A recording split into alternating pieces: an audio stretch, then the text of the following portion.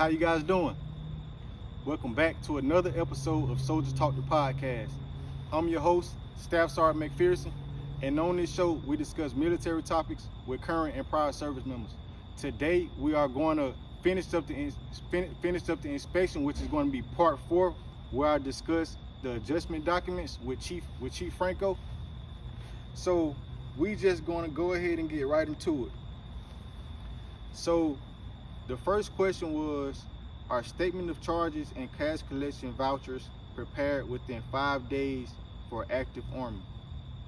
So what do they mean by that, Chief? So let's say that, if the unit have a statement of charges for equipment that's lost, so they have to give them 5 days to find the equipment. If they can't find it, they have to, if the soldier admits or if the service member admits they liable, then they will give them a 362, which is a statement of charges. Then the statement of charges will get processed within the 5 day, and then it gets get a document number from PBO, and then get sent to finance for the review, the stamp, and then once it's done, it comes back to PBO, and then we will go ahead and PGR the document number, so it's off the property book. Okay.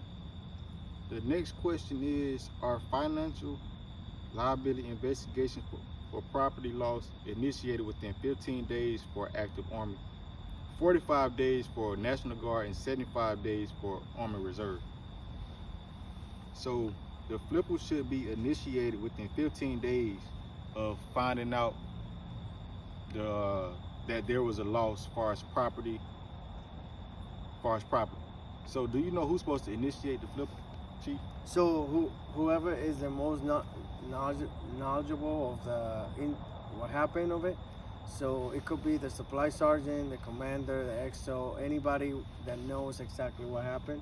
And then that's the person who can initiate the flipper with the 5 W's of what happened, what, when, where, who, Okay.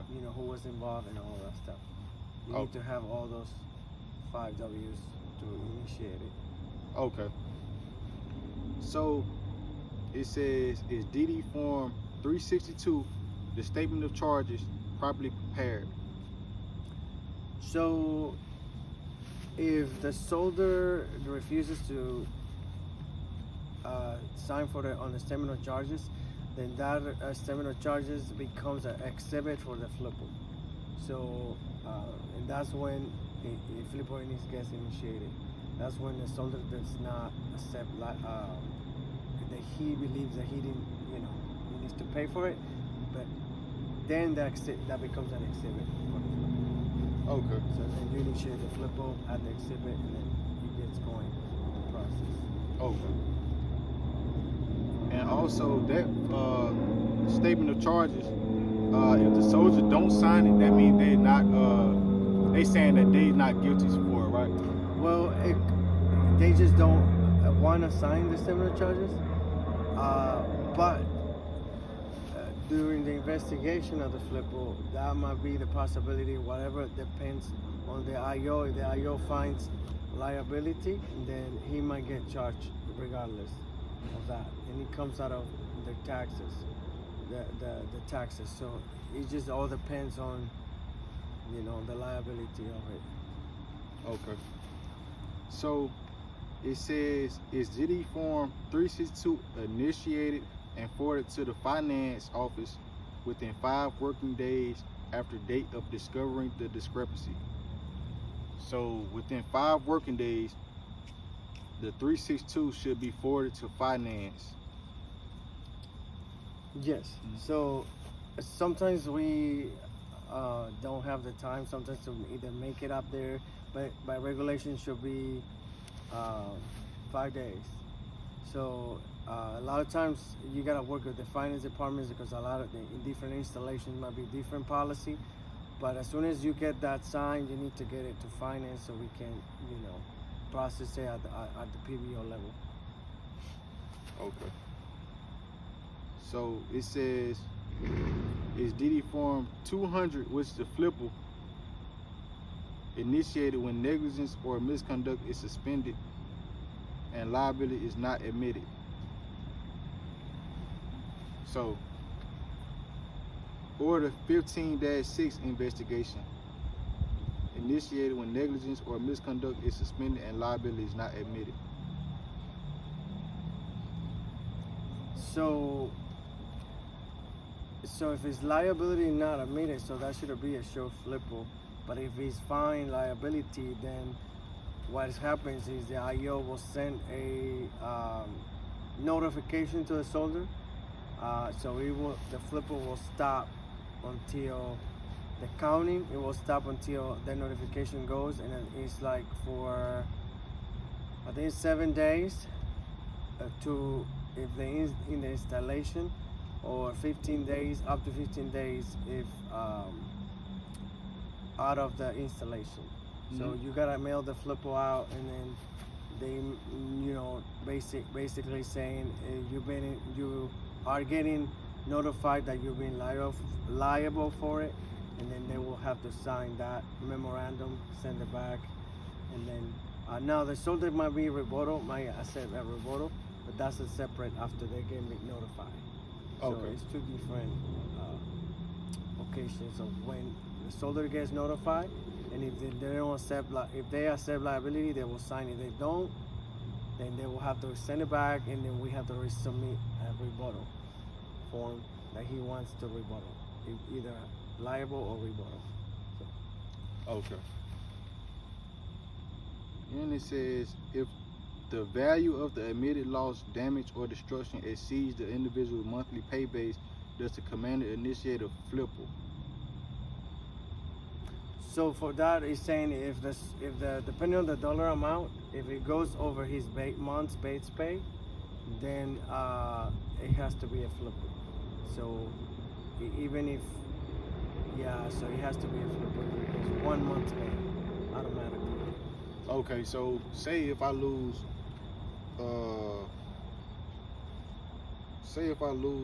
I guess a grenade pouch, which is probably about what, $100 or something like that. About, yeah. So if I lose that and I sign my statement of charges, could I just pay that out of my pocket? Yeah, you can. So all they do is so CIF will give you that document number, because they gotta take it out of your clothing record, and then you take it to finance, bring it back, and then remove it out of your clothing record with the similar charges. But it will get out of your clothing record. Okay. So it says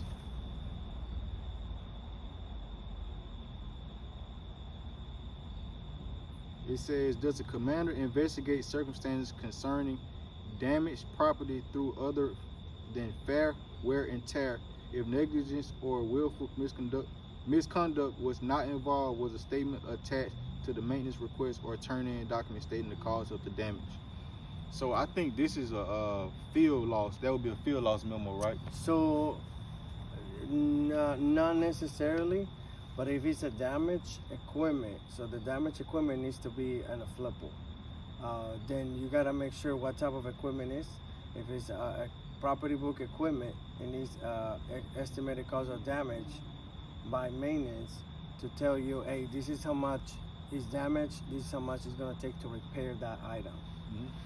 And based on that, it gets appointed an IO, and then it goes through the proper channels of, what happened. So that's very important to know what are the 5 W's for that specific incident and what happened when it's damaged.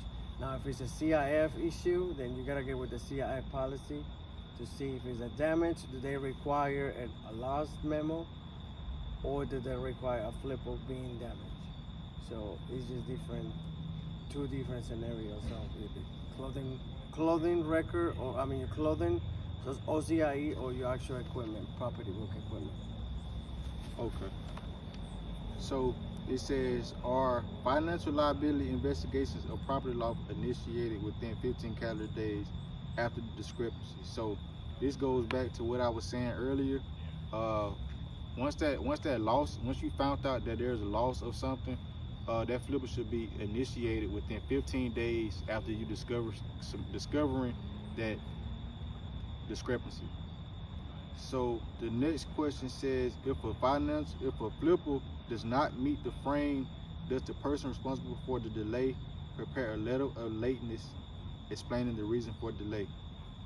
So whoever initiated that flipper, the right way to do it is prepare a letter of lateness stating why you was late after those 15 calendar days has passed by. The next question says, has the commander completed blocks 1 and 3 through 11 of the DD Form 200? So I don't have an actual DD Form 200 with me right now, but the commander must complete blocks 1 and blocks 3 through 11 of that form. And it says, are certificates and exhibits properly marked? So you would have to take pictures of the exhibits, that anything that investigation has to do with. You would take pictures of it and you would mark it saying, that's right, Chief? Yeah, so you gotta make sure. So all of the exhibits, you gotta label on the bottom, exhibit A through whatever number, whatever letter. And then if it's any pictures requirements, yeah, you gotta add it to the exhibit based on the order of how you're gonna investigate it, the flipper. But that will be some of that stuff will be done at the IO, because the IO might ask for that specific exhibit. So you're gonna have to, provide all that information to the IO. Okay. So the next question is I think this is the last question. No, this is not. So it says, when the DD Form 200 is prepared, is DA Form 7531, which is a checklist and tracking document for flipper, attached. So the 7531 has to be attached to that flipper, right? Right. That's what it's saying. Yeah, that's the checklist. So the checklist has all the details, and they're gonna ask, so we have this sign, like the exhibits are filled out correctly. So basically, it's your checklist, your guideline to make sure that you have all the necessary documents for the flipper, like a check and balances. Okay. The last question is a copy of every completed flipper with all exhibits maintained in separate file at the initiating unit level. So the supply sergeant will keep a file of the completed flipper on file. So it's depending on who's the approving authority. It was go up through the proper channels, get all the signatures, or whatever level it goes up to. Whoever initiated that flipper, make sure that you keep, once it's completed, that you keep those flippers on file. And that completes the adjustment documents section of the CSDP inspection. Chief, you got anything you want to add? The only thing is, like you said, you just gotta make sure that you always keep a copy on file. So even if you don't, let's say you lose one, always reach out to your S4, battalion S4, or the brigade S4, and they should be able to provide you a copy of that flipper that you completed. So it's very important to keep copies of file. Okay, so in closing, I will make sure you guys like, comment, and subscribe to the channel. Make sure you guys follow the Instagram at the bottom of the screen. And that concludes the CSDP inspection. Please let me know if you guys have any more ideas as far as what videos you want to see. Me and Chief should have other videos coming up as far as the change of command. We got the change. We should be doing a video on the change of command. And what else? Change of command and how do you properly do your inventories? For when any unit that might be deploying, how to properly split property books, and then how the units can make sure that they inventory the property book on forward and rear property books. Okay. And that would do it for this video, you guys. And I'll see you guys in formation.